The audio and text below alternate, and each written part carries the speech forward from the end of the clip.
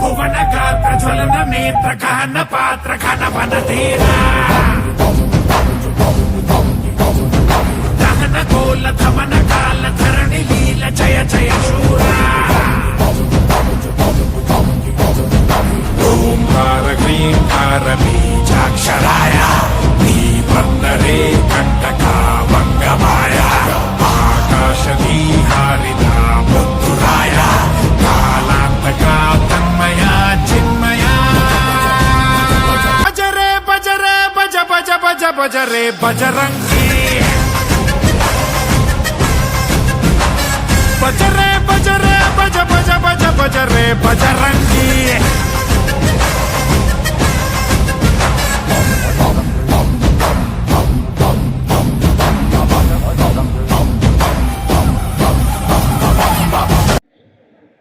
రత్నాకర దౌత పద హిమాలయ కిరీటిని బ్రహ్మరాజర్షి రత్నాఢ్యం వందే భారత మాతరం.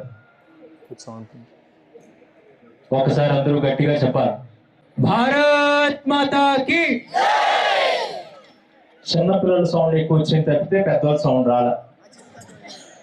భారత్ మాతాకి. చిన్నపిల్లల కన్నోళ్ళం తల్లులు మేము స్వామి. ఈ సృష్టికి ప్రారంభం మేము, ఈ సృష్టికి మూలం మేము. ఈ దేశానికి పేరు కూడా భారత మాత అని చెప్పి స్త్రీ శక్తిలోనే ఈ దేశం ఉంది. అందుకు మేమే తక్కువ అని చెప్పి అమ్మగారు ఎక్కువ చెప్పారు తప్ప అయ్యగారు వాయిస్ రాల. భారత్ మాతాకి. ఇవాళ ఈ కాషాయ ధ్వజాలన్నీ కూడా గాల్లో ఎగురుతా ఉంటే, కాషాయం కండువాలన్నీ కూడా మన ఎదపైన మన గుండెల పైన కనిపిస్తా ఉంటే, అందరూ కూడా హిందుత్వ భావాలతో కనిపిస్తూ ఉంటే చాలా ఆనందం అనిపించింది ఈరోజు. అందుకు చక్కగా కొద్ది సమయం నేను మాట్లాడాలి అని మీ మనసు నిండుగా అనుకుంటే, వింటున్నారా? నేను మాట్లాడాలి అని మీ మనసు నిండుగా అనుకుంటే ఒక్కసారి అందరూ బిగ్గరగా రెండు చేతులు పైకెత్తి చెప్పాలి, భారత్ మాతాకి, సత్య సనాతన హిందూ ధర్మకి జై శ్రీరామ్. ఎందుకు మనం ఈ హిందూ సమ్మేళనం చేసుకోవాలి అని అంటే, అవసరం వస్తే మాత్రం గుళ్ళోకి వెళ్ళి దేవుడిని కొనడం తెలుసు, నెల సరుకుల కంటే ఎక్కువ లిస్టు చెప్పి కోరికలు కోరడమో తెలుసు. కష్టం వస్తే మాత్రం దేవుడు కావాలి కానీ, పక్క మతాల వారేమో మీ దేవుళ్ళు రాళ్ళు, మీ దేవుళ్ళు సైతాన్లు, మీరందరూ కూడా పాపాత్ములు, మీరందరూ నరకానికి పోతారని చెప్పి ఈ దేశాన్ని ఈ దైవాల్ని తిడతా ఉంటుంటే కనీసం పట్టనట్టుగా పట్టింపు లేనట్టుగా మనం ఈరోజు చూస్తున్నాం. మనం ఎవరో మనం మర్చిపోయి బతుకుతా ఉన్నాం. నిజమా? ఏంటి దేశం ప్రత్యేకత అని అంటే తెలుసుకోవాల్సిన అవసరం ఉందా లేదా? ఏంటి దేశం గొప్పతనం అంటే తెలుసుకోవాల్సిన అవసరం ఉందా లేదా? పిల్లలకి చెప్పాల్సిన పని ఉందా లేదా? అయితే ఈ దేశానికి పేరేంటి? ఏం దేశం అండి కదా? మనమందరూ ఎవరు? ఆ భారతదేశాన్ని, ఆ భారతీయ ప్రజలందరినీ సక్రమంగా నడిపే మార్గాన్ని ఏమంటాం మనం? ఎవరండి? హిందూ ధర్మం కదా. ఇప్పుడు ఆ హిందూ ధర్మాన్ని అనుసరించే మనవంతులు ఎవరు కదా? అందుకు ముఖ్యంగా దేశం కోసం మాట్లాడితే మాలాంటి వారందరూ కూడా హిందూ ధర్మం గొప్పది, భారతదేశం గొప్పది, ఇది ప్రపంచంలోనే గొప్పది అని చెప్తూ ఉంటుంటే కొంతమంది ఇది నిజమా కాదా తెలుసుకోవాలని చెప్పి ఒక సర్వే చేయడానికి బయలుదేరారంట. వింటున్నారా మీరు? భారతదేశం గొప్పది అంటున్నారు కదా, ఏంటి గొప్పతనం అని చెప్పి ముందు పైనుండి కిందకి దిగితే విషయాలు తెలిసి వస్తాయి కదా అని చెప్పి విదేశాలు తిరిగారంట. ఎక్కడ తిరిగారు? పై దేశాలు తిరిగారు. తిరిగితే అక్కడ చూస్తే ముందు కట్టు, బొట్టు, జుట్టు వ్యవహారాలు అంటాం మనం. కట్టు అని అంటే ఒంటి మీద స్త్రీలు ఏ రకమైనటువంటి అవయవాలు కనిపించకూడదో అవి కనిపించేటట్టుగా కట్టు అంట. ఇంక జుట్టు అంటే దెయ్యాలు భూతాలైనా ఒక్కోసారి సెగలేస్తాయి చెప్తే పైన అది లేదు. ఇక బొట్టు అని అంటే దాని ఊసే లేదు. ఇక ఆఖరికి ఇన్స్టాల్మెంట్ పద్ధతిలో అగ్రిమెంట్ పెళ్లిళ్ళు అంతా కూడా కొద్దిగా తెక్కగా ఉంది ఆ వ్యవహారం. ఇదంతా చూసి ఒక దగ్గరేమో వీరు భారతదేశానికి తిరిగి వస్తూ ఉంటే ఈ సర్వే చేసిన వాళ్ళు వింటున్నారు మీరు శ్రద్ధగా, మళ్ళీ అడుగుతాను చివరిలో, పొరపాటుగా మీరు చెప్పకపోతే మరి ఎవరు ఎక్కడ కదలరు. అయితే తిరిగి భారతదేశానికి తిరిగి వస్తూ ఉండేటప్పుడు ఒక శ్మశానం ఉంది. ఆ శ్మశానం దగ్గర ఒక సమాధి ఉంది. ఆ చుట్టూ కూడా కొవ్వొత్తులు వెలిగించి ఉన్నాయి. అక్కడ ఒక ఆమె కూర్చొని ఇసుకతో ఇసురుతూ ఉందంట. వింటున్నారా మీరు? మళ్ళీ తిరిగి భారతదేశానికి వస్తుండేటప్పుడు ఆ పై దేశంలో ఒక శ్మశానం దగ్గర ఒక సమాధి, ఆ చుట్టూ కూడా మంటలు, అక్కడ ఒక స్త్రీమూర్తి కూర్చుంది, ఇసుకతో ఇసురుతూ ఉంది. వీళ్ళకి ఆలోచన మారిపోయింది. భారతదేశంలోనైతే భరత ఉన్నంత వరకు బాగానే ఉంటారు, కానీ పోయిన తర్వాత ఏమో చక్కగా కాష్టాన్ని పంపించేసి ఆ పొట్టు గాజు పూసలు తీసేసి వారు బతుకుతారు. కాష్టానికి కూడా భారతదేశంలో వెళ్ళకూడదు కదా స్త్రీలు. కానీ ఈమె అక్కడ కూర్చొని మరి ఆఖరికి అక్కడ కొవ్వొత్తులు వెలిగించి ఇసునకర పట్టుకొని ఇసురుతుందంటే ఈమె ఎంత గొప్ప పతివ్రత, ఎంత గొప్ప సాధ్యమని అనుకొని ఆవిడ దగ్గరికి వెళ్ళి అడిగారంట, అమ్మా ఏంటమ్మా మీరు ఇక్కడ కూర్చున్నారంటే, నా భర్త చనిపోయాడు అని తాఫీగా తీరుబాటు చెప్పిందంట. ఎలా చెప్పింది? అదే మన అమ్మని అడిగామనుకో, భర్త చనిపోయిన 9వ రోజు దినకార్యానికి ముఖం చూపించడానికి వెళ్ళినా పట్టుకొని ఊరు కింద మీద కలాప మీ అన్ని అలాంటి నే ఇలాట అన్నాడు చెప్పకుండా వెళ్ళిపోయాడని రోజులైనా ఎక్కడ తగ్గదు ఆ ఎమోషన్. అంటే ఆ బంధం యొక్క గొప్పతనం చెప్తున్నా. కానీ ఆవిడేం చెప్పింది? ఎంత బాగా చెప్పింది, నా భర్త చనిపోయాడు. సరే ఏముందులే, గుండెల్లోని ఏడుపు దుఃఖపట్టించినట్టుంది, కన్నీరు ఆరిపోయినట్టుంది, సరే చెప్పింది అనుకొని సరే బాగానే ఉంది. మరి మీరేంటి ఇక్కడ చుట్టూ కొవ్వొత్తులు వెలిగించి ఇసునకర వరకు ఇసురుతున్నారు, మీ ఆయన అంత ప్రేమ అంటే, మా ఆయన ఆఖరి కోరిక అన్నదంట.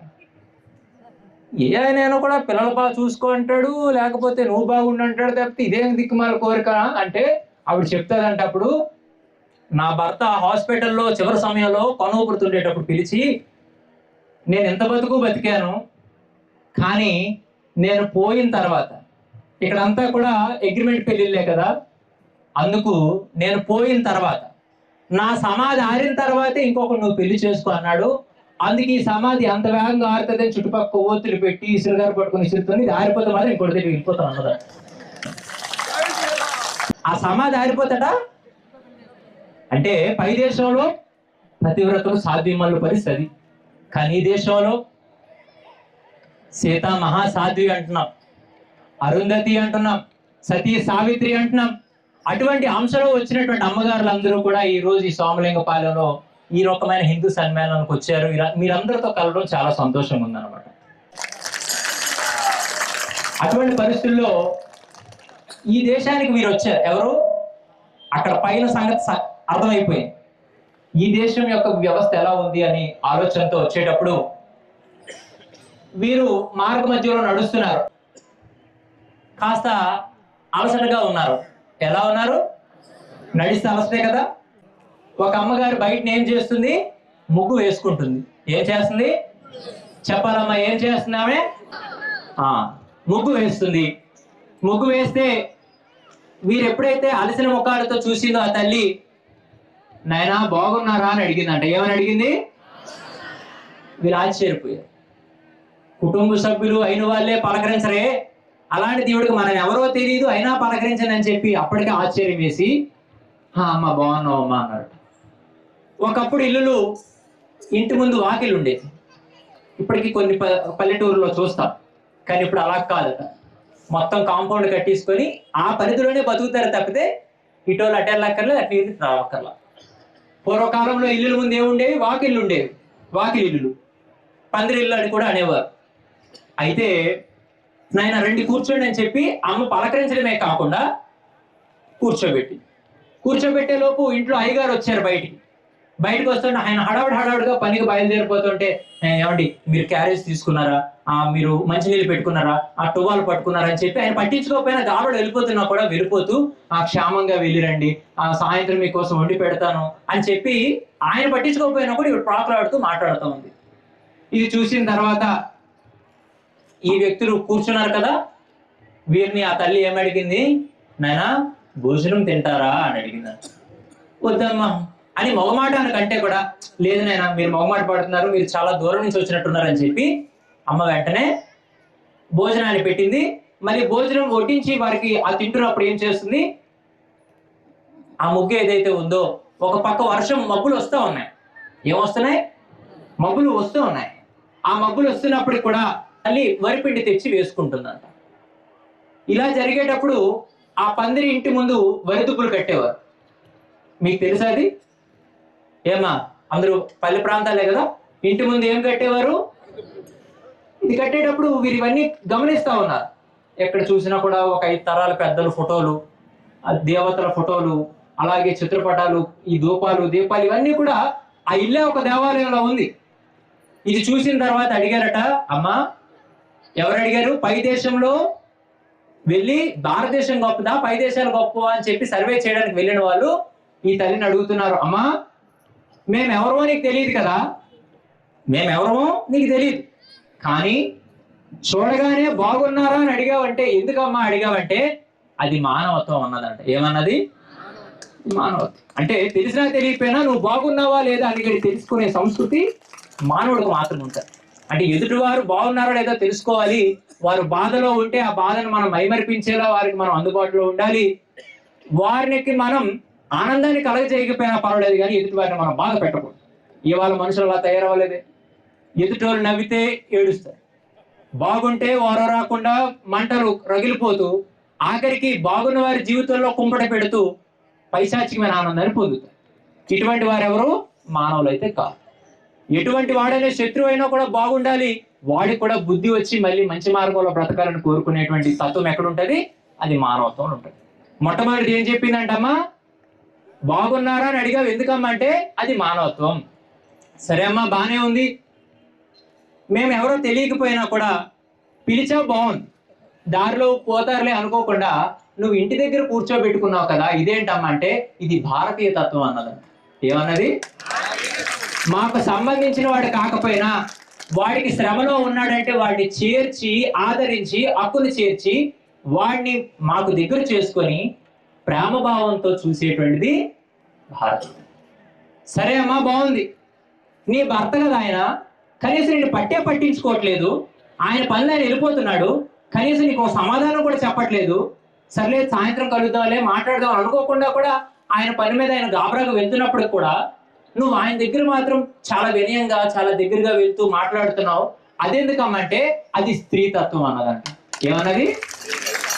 భర్త ఎంత నిర్లక్ష్యం చేసినప్పటికీ కూడా భార్యగా వేదమూలం ఇదం బ్రాహ్మ్యం, భార్యామూలం ఇదం గృహం, కృషి మూలం ఇదం ధాన్యం, ప్రేమ మూలం ఇదం జగత్. ఇది మన సంస్కృతి చెప్తున్నట్టు. అంటే స్త్రీమూర్తి యొక్క విధానాలు బట్టే ఆ ఇల్లు యొక్క అభివృద్ధి ఉంటుంది. భర్త తన నిర్లక్ష్యం చేస్తున్నాడు అన్నది మాత్రాన అటు ఎడమొకం ఇటు ఎడమొకం అనుకుంటే ఆ ఇల్లు ఖచ్చితంగా నాశనం. అందుకు భర్తకి ఇంకా ప్రేమతత్వంతో ప్రేమభావంతో దగ్గర చేసుకునేటువంటిది స్త్రీతత్వం. సరే, బాగుంది. మొదటిదేమో మానవత్వం అన్నావు, పలకరిస్తే ఆదరిస్తే భారతీయ తత్వం అన్నావు. ఆఖరికి నీ భర్త కోసం నువ్వు ఎంత ప్రేమ చూపిస్తున్నావు, ఆయన నిర్లక్ష్యం చేస్తున్నా కూడా ఆయన్ని నువ్వు చాలా ఆ పతివ్రత భావంతో ఉన్నావు అంటే ఇది స్త్రీతత్వం అన్నావు. మేము అసలు అడగకుండా మాకు అన్నం ఎందుకు పెట్టావమ్మా అంటే ఇది అమ్మతనం అన్నదంట. ఏమన్నది? ఇది మాతృత్వం. ఏమిటది? మాతృత్వం. తల్లి ఎప్పుడు ఏమనుకుంటది? నా కడుపు నింపుకోవడం కాదు, నా కడుపులో 9 నెలలు ఉన్నప్పటికీ కూడా ఆ 9 నెలలు దాటిన తర్వాత ఆ ప్రాణం వస్తుంది బయటికి, శిశువుగా మళ్ళీ ఆ కళ్ళ కనిపిస్తుంది అనేటప్పుడు కూడా అది చావే.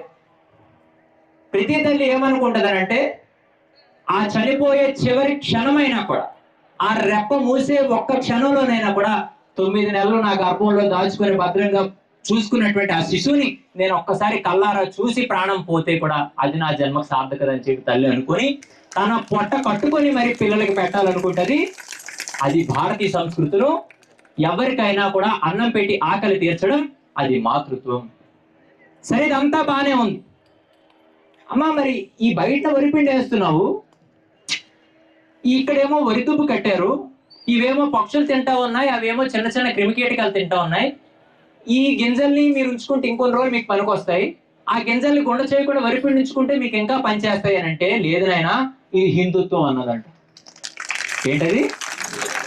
ఎందుకు ఆ మాట చెప్పిందో తెలుసా తల్లి? ఈ రోజు కొన్ని మతాలు ఉన్నాయి. ఎన్ని మతాలు ఉన్నాయి? ముఖ్యంగా 2 మతాలు. ఒకటేమో ఇస్లాం మతం, రెండోది ఏ మతం? అది మీరు చెప్పాల. ఒక మతం ఇస్లాం మతం, రెండోది క్రైస్తవ మతం. ఇస్లాం మతంలో ఏం చెప్తుందో తెలుసా? మన దేవుని నమ్మిన వారిని మాత్రమే మనం ప్రేమించాలి అని చెప్తుంది ఇస్లాం మతం. ఖురాన్ గ్రంథం ప్రకారంగా ఆధారాలతో మాట్లాడుతూ ఉన్నాడు. ఖురాన్ ఏం చెప్తుంది? ఇస్లాం మతం మన దేవుని నమ్మిన వారిని మాత్రమే మనం ప్రేమించాలి, లేకపోతే వారిని కొరడాలతో కొట్టి కొట్టి కొట్టి కొట్టి చంపే. ఇక ఇంకో మతం ఏముంది? ఇస్లాం మతం తర్వాత క్రైస్తవ మతం ఇంకొక మెట్టు పైకి ఎక్కి దేవుని నమ్మిన వారిని మాత్రమే కాదు, మనుషులుగా పుట్టిన ప్రతి ఒక్కరిని, మానవులందరినీ ప్రేమించాలని చెప్పి క్రైస్తవ మతం చెప్పింది. ఈ దేవుడిని నమ్మకపోతే అంట నరకానికి పోతారట. ఇది ఎక్కడ సాడిజం నాకు అర్థం కాదు. రామాయణంలో కానీ, భారతంలో కానీ, భగవద్గీతలో కానీ, ఇతిహాసాల్లో కానీ, పురాణాల్లో కానీ, వేదాల్లో కానీ, గ్రంథాల్లో కానీ ఎక్కడైనా కూడా దేవుడిని నమ్మకపోతే నరకానికి పోతారు, శిక్షలు పడిపోతాయని ఎక్కడైనా రాసి ఉందండి? మీకు నచ్చితే విశ్వాసాలతో బతికితే దైవాన్ని నమ్ముకొని బతకండి, లేదంటే మీ కష్టాన్ని మీరు నమ్ముకొని, మిమ్మల్ని నమ్ముకొని మీరు బతకండి తప్పితే మీ యొక్క ఆత్మాభిమానాన్ని అమ్ముకొని బతకండి అని హిందూ ధర్మం చెప్తుంది. అయితే ఒక మతం ఏమో దేవుణ్ణి నమ్మిన వాళ్ళు మాత్రమే ప్రేమించండి అంటే ఆ మతం ఉన్న వాళ్ళు ప్రేమించండి, దేవుణ్ణి విశ్వసించలేని వాళ్ళందరినీ కట్టుకొట్టి చంపేయాలట. ఇంకో మతం ఏం చెప్తుంది? మనుషులందరినీ ప్రేమించండి, ఇక మీరు ప్రేమించినా ప్రేమించకపోయినా ఆ దేవుణ్ణి నమ్మకపోతే మాత్రం నరకానికి పోతారు. కానీ నీతో ఉండేటువంటి ప్రతి మనిషిని, నీ పక్కన ఉండేటువంటి ఒక ప్రతి ప్రాణిని, నీ పక్కన ఉండేటువంటి ప్రతి వృక్షాన్ని, ప్రతి ఒక్క కొండని, ప్రతి ఒక్క నదిని నీకంటే గొప్పగా మిన్నగా ప్రేమించమని చెప్పి సమస్తమైన సృష్టి నీ కుటుంబం, అక్కడ ఉండేటువంటి ప్రతి ఒక్క వ్యక్తి నీ కుటుంబ సభ్యుడు, ప్రతి ప్రాణి కూడా నీ ఆస్తి, ఈ సమస్తమైన పర్యావరణం కూడా నీ యొక్క హక్కు అని చెప్పి ప్రేమభావంతో బతకమని చెప్పినటువంటి ఏకైక ధర్మం ప్రపంచంలో హిందూ ధర్మం.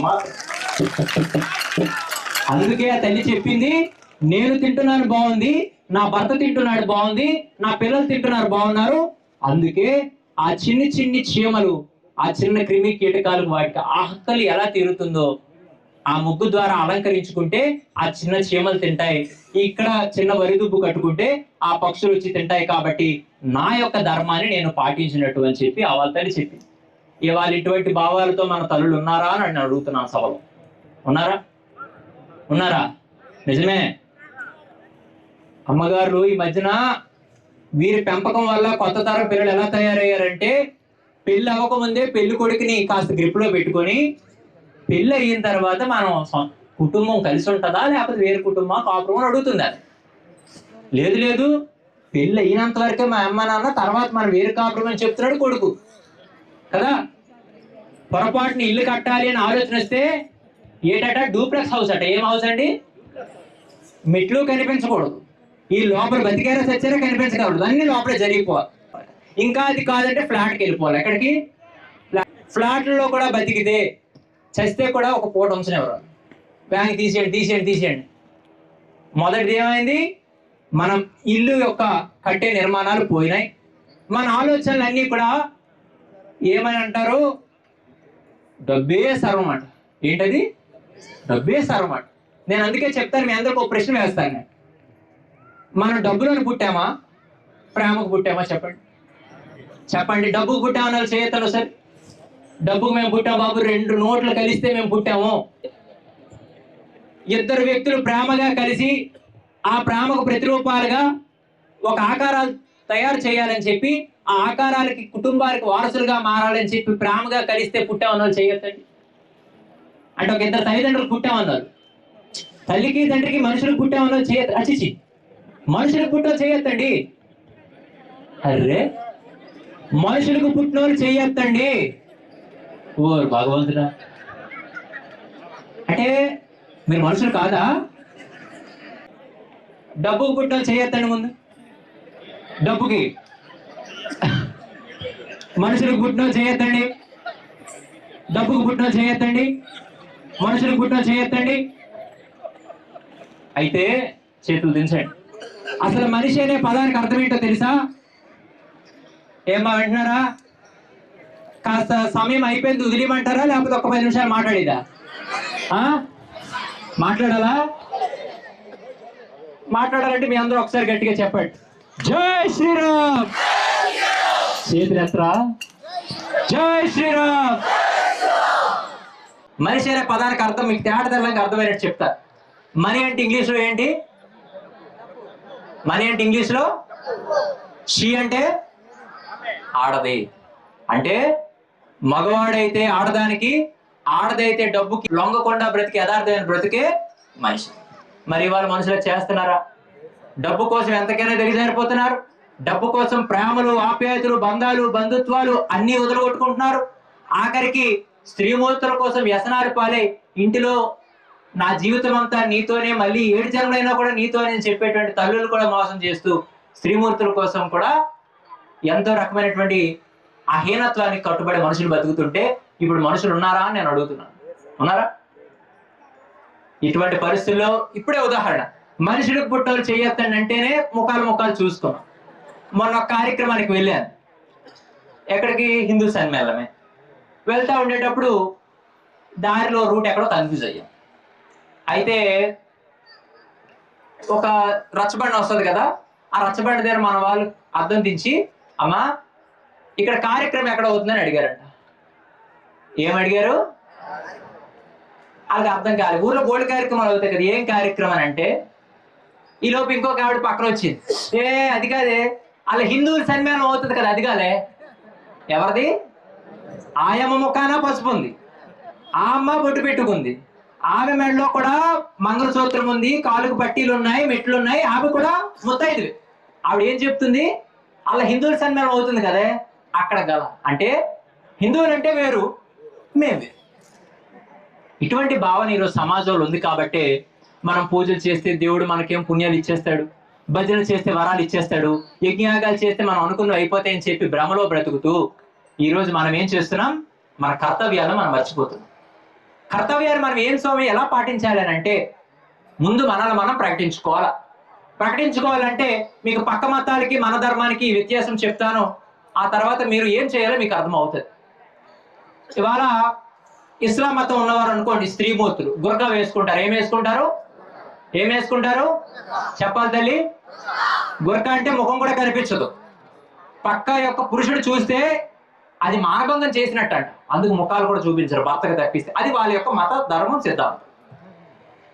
అలాగే మగవాళ్ళు అయితే ఏం చేస్తారు? తలపైన టోపీ పెట్టుకొని, శరీరాల్చి వేసుకొని, గడ్డాలు పెంచుకుంటారు. ఇది వారి మతం యొక్క సిద్ధాంతం, సాంప్రదాయం. ఇక పక్క మతం ఈ యొక్క క్రైస్తవ మతంలో ఆడవాళ్ళు అయితే ఏం చేస్తారు? బొట్టు, గాజు, పూసలు తీసేసి షార్ట్ కట్ చెప్తారు, MC, MP. ఏంటది? మొగుడు చచ్చిన MP. తప్పు, అలాగ అనకూడదు. MC, MP అని బొట్టు, గాజు, పూసలు తీసేసి వాళ్ళు అలా బతకమంటారు. అది వారి యొక్క మత సిద్ధాంతం. ఇక మగవాళ్ళు అయితే ఏం చేస్తారు? మెడలో సిలువ వేసుకుంటారు. ఇక వాళ్ళకైనా వీళ్ళకైనా కూడా ప్రైమరీగా ఒకటి ఉంటది, అందులో ఉన్నవని పాపాలే గాని దానికి పరిశుద్ధ గ్రంథం అని పేరు పెట్టి శాంకులు ఎట్టుకొని పరిగెట్టేస్తారు ఆదివారం పూట కదా. ఇక ఈ ఇస్లాం మతం వారికి గమనిస్తే, వాళ్ళ మత గ్రంథాన్ని ఇంట్లో దైవంగా భావించి వారు ఉంటారు. పొరపాటున ఎక్కడైనా కూడా ఒక బస్సులో, ఫ్రీ బస్సులు అమ్మగారులకి ఈ మధ్యన, ఈ బస్సులో వచ్చిన దగ్గర నుంచి మరికెంత దరిద్రం అయిపోయి కొట్టించుకుంటున్నారు. అక్కడ జుత్తు పాము బట్టలు రూపీసుకుంటున్నారు. ఆ బస్సులో ఉదాహరణ చెప్తున్నా, ఒక క్రైస్తవుడు గారి పక్కన ఉన్నాడు అనుకోండి. ఉదాహరణకు ఒక వ్యక్తి ఉన్నాడు. హూ ఆర్ యు అని అడిగితే ఐ యామ్ క్రిస్టియన్ అని చెప్తాడు. నిజమేనా? మీరు ఏ క్రైస్తవుని అడిగి చూడండి, ఏమని చెప్తారు? ఐ యామ్ క్రిస్టియన్, నేను క్రైస్తవుని. దేవుడిని నమ్ముకున్నారు, మళ్ళీ అదో మాటలకి దేవుడు అంట. ఇక ఇస్లాం మతస్థులకు మనం అడిగామనుకో, ఆ కౌన్ రేన్ అంటే మేము ముసల్మాన్ హూ అని వాడు చాలా ధీమాగా చెప్తాడు. కానీ అదే బస్సులోని కానీ ఒక వ్యక్తికి కానీ నువ్వెవరని అడిగామనుకో, మేము కాపోలు అండి, మేము కమ్మోలు అండి, మేము సాకలోలు అండి, మేము మంగళోలు అండి, మేము మాదిగోలు అండి, మేము సత్సరోలు అండి, మేము రాజులు అండి, మేము బాపనోలు అండి అని చెప్పి కులాలే చెప్పుకుంటారు తప్పితే, నేను అఖండ సువిశాల సుసంపన్న భారతదేశానికి వారసుడిని, పౌరుడిని, ఈ ప్రపంచ దేశాలన్నింటినీ కూడా సక్రమమైన మార్గంలో నిలిపేటువంటి హిందూ ధర్మానికి నేను వారసుడిని, నేను రామభక్తుడిని, శివభక్తుడిని అని చెప్పి చెప్పలేకపోతే దౌర్భాగ్య పరిస్థితులు ఇలా ఉన్నాయంటే మరి ఎక్కడ మన ధర్మాన్ని మనం పాటిస్తున్నాం అని చెప్తారు. అందుకే ముఖ్యంగా ప్రతి ఇంటి పైన కూడా ఇవాళ పార్టీల జెండాలు ఎగురుతున్నాయి. బ్లడ్ అట చూడు, రక్తం వచ్చేది పార్టీ. అందుకు ఖచ్చితంగా ప్రతి ఇంటి పైన కూడా కాషాయ ధర్మధ్వజాన్ని పెట్టి తీరాలి. ఏం చేయాలి? ఇప్పుడు చూడండి, ఈ మాట చెప్పాను కదా, ఉదాహరణ గమనించండి. కార్యక్రమం అయిపోతే ఒక్కడ మిగలదు. కార్యక్రమం అయిపోద్ది కదా, ఒక్కడ మిగల్చరు, పీక్కెళ్ళిపోవడమే. ఎందుకు? స్వామి చెప్పారు కదా జెండా పెట్టియాలని. ఆ జెండా తీయడానికి కూడా మళ్ళీ గొడవే. మళ్ళీ ఇంకా మరి ఎక్కడంటే ఇప్పుడు అంటే చిన్న సౌండ్, చిన్న బాక్స్. అప్పుడు వాళ్ళమో మైక్ అక్కర్లేదు, సౌండ్ పెద్ద వచ్చేస్తుంది. మరి అట్లాంటప్పుడు నువ్వేమో సంక్రాంతి బట్టలు రేపు కొంటారు, ఎవరు 2000 తగ్గరు. ఇంకా అమ్మగారు మరి చెప్పక్కర్లేదు. ఈ బట్టల షాపులకు వెళ్తే అవతల పేర్చిన నీటి కంటే ఇది చూసి నీటివి ఎక్కువ ఉంటాయి కదా. పెట్టుకొని బాబు వాళ్ళు అది లేదా, వీళ్ళు ఇది లేదా, అలా హీరోయిన్ కట్టుకుంది లేదా, నేను చెప్తారు. ఆఖరికైతే వదినే 3000 ఒక చీర. మా అయ్యగారు ఉన్నారు అనుకోండి, అబ్బో మరీ చెప్పక్కర్లేదు, వాళ్ళు ఒక షర్టు ఒక ప్యాంట్ అయినా 3000 వచ్చేస్తాయి. ఎందుకంటే టాప్ కనిపించాలి కదా. కానీ ఒక మహా అయితే ఒక 10 రూపాయల నుంచి 50 రూపాయలు ఉంటుందేమో జెండా, నిజమే. అది మాత్రం కొనకూడదు, అది ఎక్కడ తయారుగా వచ్చి పట్టుకెళ్ళిపోవాలి. ముఖ్యంగా చెప్పండి, ఇంటి పైన మనం ఏం చేయాలా? పాప వాళ్ళ అమ్మగారు లేటు ఉన్నారా? ఇంటి పైన ఏడు పెట్టాలమ్మా, ఒడియాలు ఆరబెట్టాలా? ఈ ఇల్లు హిందూది అని చూపించుకోవడానికి పొరపాటున పక్క మతస్థులు ఎవడైనా ఆ ఇంట్లోకి రావాలంటే కూడా, అమ్మో ఇంట్లో హిందువుడు ఉన్నాడు, లోపలికి వెళ్తే తంతాడనే భయం రావడానికి ఇంటి పైన కాసం పెట్టాలి. ఆ సరే అయితే స్వామి మీరు చెప్పిన దాన్ని బట్టి ఒక 50 రూపాయలతో మా ధర్మాన్ని మేము కాపాడిస్తున్నాం అనుకుంటారేటో. లేదు, ఇంకా రెండో పని ఉంది. మన ఇంట్లో ఈ మధ్యన దేవుడి ఫోటోలు కూడా ఉండవు, ఎక్కువ ఉండవు. కానీ ఇంటికి 14 వేసి ఫోన్లు ఉంటాయి. కొడుకు కోటి, కూతురు కోటి, ముసలమ్మ కోటి, తాత కోటి, తల్లి కోటి, భర్త కోటి, ఇంకా ఆప్షనల్ మళ్ళీ 2 వేసి కదా. కానీ నేను చెప్పండి, ఎంతమంది ఇంట్లో భగవద్గీత ఉంది? చెయ్యొద్దండి. భగవద్గీత ఎంతమంది ఇంట్లో ఉంది? రామాయణం ఎంతమంది ఇంట్లో ఉంది? భారతం ఎంతమంది ఇంట్లో ఉంది? సరే, భగవద్గీత ఉందన్న వాళ్ళు చెయ్యొద్దని చూస్తాను. ఎంతమంది చదువుతారు? అవసరం ఉన్నా చదువు, ఇంట్లో ఉంటే చాలు కదా. గమనిస్తున్నారా? ఇంట్లో ఉంటే చాలు అంటే చదవక్కర్లేదట. సరే సంతోషం, కొన్ని ఇంట్లో ఉంచారు, బాగుంది.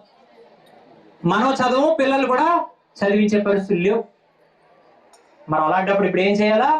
ఖచ్చితంగా ధర్మం అంటే ఏమిటో చెప్పేటువంటి భగవద్గీత గ్రంథాన్ని, మనిషి ఎలా బ్రతకాలో చెప్పేటువంటి ఆ యొక్క భగవద్గీత గ్రంథాన్ని, కుటుంబం ఎలా బ్రతకాలో చెప్పేటువంటి యథార్థమైనటువంటి గాథ రామాయణ గ్రంథాన్ని, సమాజంలో ఎలా బ్రతకాలో, సంఘం ఏ రకంగా నడవాలో చెప్పేటువంటి ఆ యొక్క భారత గ్రంథాన్ని ఇంట్లో మనం పెట్టుకొని ఖచ్చితంగా రోజుకు ఒక్క 5 నిమిషాలైనా కూడా దాన్ని మనం గమనించాలా. అటువంటి సంస్కారాలు పిల్లలకు నేర్పిస్తే మాత్రమే వాళ్ళ చేతులు తన్నులు తినకుండా బతుకుతాం. మొదటిది ఏం చెప్పాను? ఇంటి మీద ఏం పెట్టాలి? ఇంట్లోనే ఏముండాలి? ఆ 2 పనులు అయిపోయి చాలు కష్టం అంటారా? ఇంకో పని ఉంది. ఏంటి తెలుసా? ఇందాక చెప్పాను, క్రైస్తవుడిని పోల్చాలంటే వాడి మెడలో సిలువ ఉండాలి. అమ్మగారికైతే మొత్తం 5 లక్షణాలు ఉండవు, ఎంసీ ఎంపీలా ఉంటారు. మరి హిందువుని పోల్చాలంటే ఏముంది? ఉండాలి కదా. ఎంతమంది రోజు బొట్టు పెట్టకుండా చేయొద్దండి? స్టెక్కర్లు కాకుండా సింధూరం, కుంకుమ పెట్టుకుంటాను అమ్మగారు, అవి దిగిపోతాయి చేతులు మెల్లగా. మీరు బాగా గమనించండి. పూర్వకాలంలో ఇప్పుడు కూడా కొంతమంది మా మామలు ఉన్నారు, వాళ్ళ ముఖాలు చూస్తే ఎంతటి మూర్ఖుడికైనా కూడా మనసు మారిపోతుంది. ఆ ఛాయ్ పసుపు రాసుకొని రూపాయి బిల్లంత కుంకుమ బొట్టు పెట్టుకుంటే బాగును అన్న మాటగా పైస అయిపోతాం. ఇప్పుడున్నారు కొంతమంది అమ్మగారు, తర్వాత తరాలు కూడా వీళ్ళు జుత్తులు ఇరబోసుకొని. ఇప్పట్లో అయితే తల్లులు కూడా పంజాబీ డ్రెస్సులే, అవేవో నైటీలు వచ్చాయి. మార్నింగ్ అదే టీ, నైటీ కాదు, మార్నింగ్ అదే టీ, మార్నింగ్ టీ అదే, నైటీ అదే. ఆఖరికి గమనించండి, పొరపాటున ఒకప్పుడు తల్లులు అయితే పెద్దవారికి అయ్యా బాగున్నారా అని చెప్పి వినయంగా అడిగేవారు. ఇప్పుడు అలాక హాయ్ ఏంటి హాయ్. తల్లులు పిల్లలు, వీళ్ళ బట్టలు, వీళ్ళ వేషం, వీళ్ళ భాష అంత ఇదే. పొరపాటున బొట్టు కానీ ఇప్పుడు చాలా మంది పిల్లలకి ఏమన్నా నువ్వు గాజులు పూసలు పెట్టుకోవట్లేదంటే ఫ్యాషన్, ఏంటి దీని దిక్కుమాలి ఫ్యాషన్ కాదు, కానీ పెళ్ళి అయితే పిల్లలు పుట్టరు, రోగాలతో బాధపడతారు. ఎప్పుడైతే స్త్రీమూర్తి తన ముఖానికి పసుపు రాసుకుంటుందో ఆ ముఖంలో ఉండేటువంటి ఆకర్షణ బలాన్ని బట్టి ఎదుటివాడు తప్పుడు వాడైనా కూడా వాడికి ఈమె పట్ల కామికమైన మోహభావాలు కలగవు. నిజమా? అలాగే ఈమె ఎప్పుడైతే ఈ చేతికి గాజులు వేసుకుంటుందో, ఆ కాలుకు మట్టెలు పెట్టెలు పెట్టుకుంటుందో, ఆమె శరీరానికి ఆక్యుపైజ్ చేసేటువంటి కొన్ని నాడీ గణాలకి నరాలకి రక్తం శుద్ధి అయ్యి నరాల వ్యవస్థ ఇంకా కూడా చైతన్యవంతంగా ఉండి ఆమెకు ఋతుక్రమం బాగా జరిగి నెలసర్లు బాగా జరిగి ఆమె యొక్క గర్భకోశం అనేటువంటిది ఆరోగ్యంగా ఉండి పిల్లలు బాగా పుడతారు, ఆరోగ్యంగా ఉంటుంది. ఇటువంటి ఆరోగ్య సూత్రాల్ని చెప్పేటువంటి ఏకైక ధర్మం హిందూ ధర్మం ప్రపంచంలో అదొక్కటే. అందుకనే పూర్వకాలంలో మన యొక్క అమ్మగారులందరూ కూడా అంత ఆరోగ్యంగా ఉండేవారు, ఈరోజు అది లేదు. పొరపాటును కానీ ఒక 10 సంవత్సరాల క్రితం కలిసిన వదిన కానీ పెళ్లిలో కలిసింది అనుకో, అన్ని ఉన్నాడా లేదా అని అడగాల్సిన పరిస్థితి వచ్చింది. ఎందుకు? ముఖానికి బొట్టు లేకపోతే భారతీయ సంస్కృతి ఏం చెప్తుంది? వితంతువు, విధవా. ఇప్పుడు ఏం చేస్తున్నారు వీళ్ళు? కనీ కనిపించిన స్టెక్కర్ అట, ఆ చెమటకు రాలిపోతే క్వశ్చన్ మార్కే మళ్ళీ ముఖం. మీరు బాగా గమనించండి, నేను ఉదయం 3:30కు లేచి ఆ పీఠంలో నాకు కార్యక్రమాలు ఉన్నాయని చెప్పి వేగంగా లేస్తే 3:30కు పెట్టాను బొట్టు. ఎన్ని గంటలు పెట్టాను? 3:30కు పెట్టాను కదా.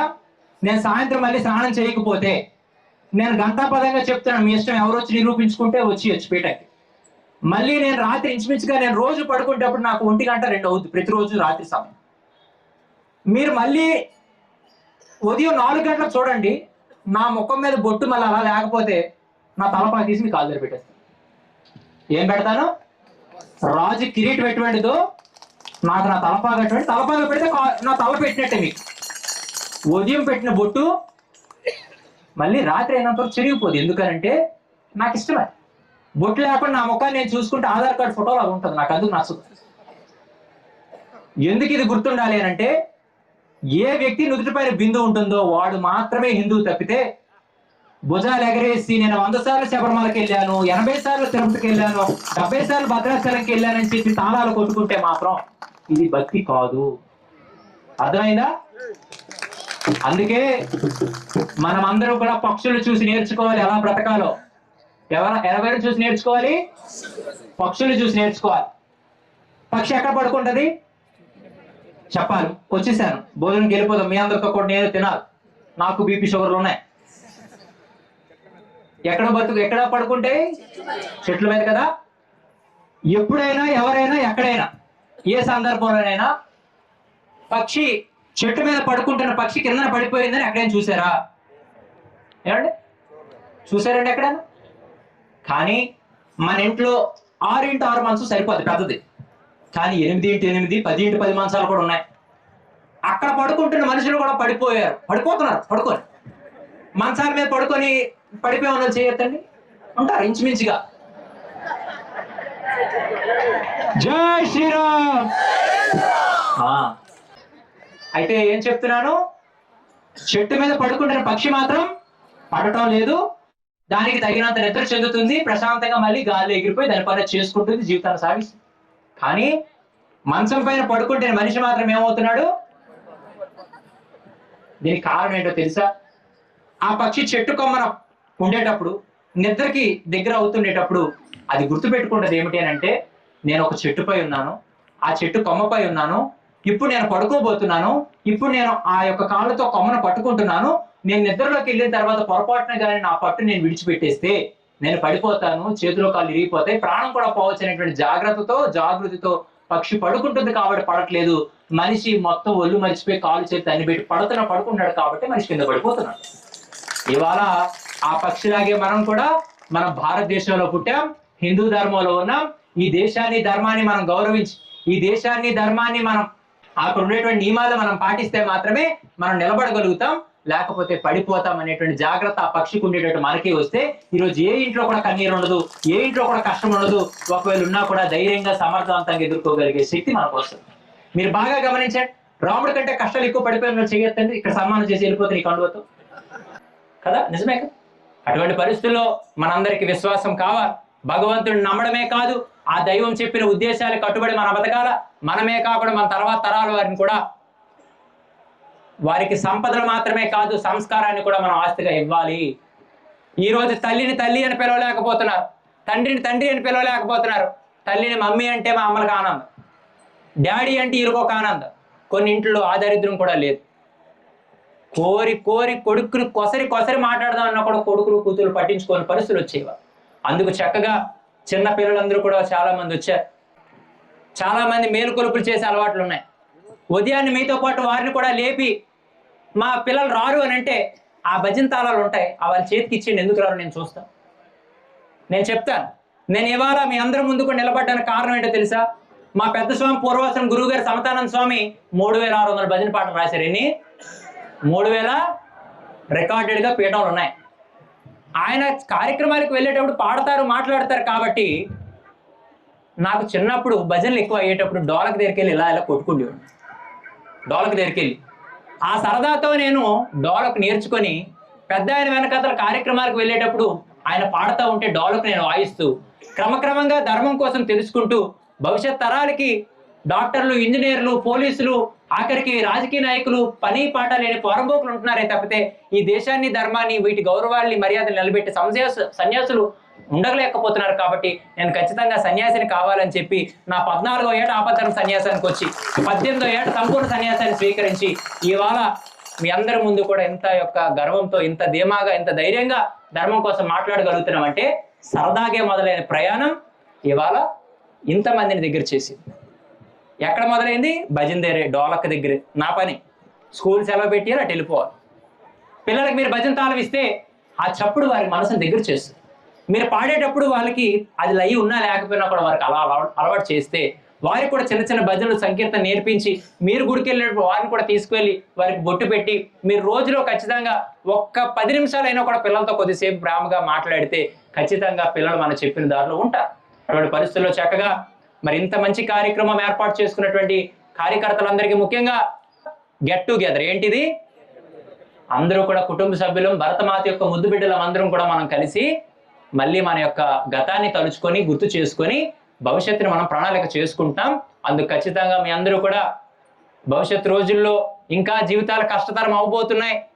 ఖర్చులు ఎక్కువ అవుతాయి, ఆదాయాలు తక్కువ అవుతాయి, బాధలు ఎక్కువ అవుతాయి, ఆనందాలు తక్కువ అవుతాయి. కాబట్టి వీటన్నిటికీ పరిష్కారం భక్తి మార్గం, ఆధ్యాత్మిక మార్గం, ధర్మ మార్గమే. కాబట్టి మీ అందరూ కూడా ఈ శరీరాలు కట్టెలో కట్టిగా కాళ్ళంత వరకు, మట్టిలో మట్టిగా కలిసినంత వరకు హిందువులుగా, భారతీయులుగా మనం బ్రతకాలి అని చెప్పి మరొకసారి మీ అందరికీ పిలుపునిస్తూ మీ అందరి ముందు సెలవు తీసుకుంటూ కొట్టియండి, వెళ్ళిపోతాను కదా, తగిలియండి. సాధారణంగా ఇవాళ రోజుల్లో కార్యక్రమాలు విపరీతంగా తిరిగే పరిస్థితుల్లో ఎట్టి పరిస్థితుల్లో కూడా ఈ గ్రామానికి రావాలని చెప్పి బలంగా నాకు ఒత్తిడిగా, ఎట్టి పరిస్థితుల్లో మీరు రావాలి అంటే నాకు ఎంతసేపు బాధ ఏంటి, సౌండ్ ఉంటుందా, జనం ఉంటారు, రెండే నాకు అడగతాను. ఈ సౌండ్ కాదు. అయితే వారు ఒకటే చెప్పారు గంగాధర్ గారు, ఎట్టి పరిస్థితుల్లో స్వామి 10:30-11 అయ్యేసప్పటికి సభా ప్రాంగణం అంతా నిండుతుంది అంటే జరుగుతుందా లేదని సందేహంతో వచ్చాను. కానీ ఇటు నుంచి నేను వచ్చేటప్పుడు మీరు అందరూ శోభాయాత్రకు వెళ్ళిపోయారు. అయ్యి బాబోయ్, ఇదేంటిది ఇంత ఖాళీగా ఉంది, కుర్చీలు గట్టి నేనే సరదాలా అనుకున్నాను. కానీ శోభాయాత్రకు వచ్చేటప్పుడు కనిపించింది నా కుర్చీ నాకు ఉంటుందో లేదో కూడా నాకు డౌట్ వచ్చింది. అంత అద్భుతంగా ఉన్నారు మీరు.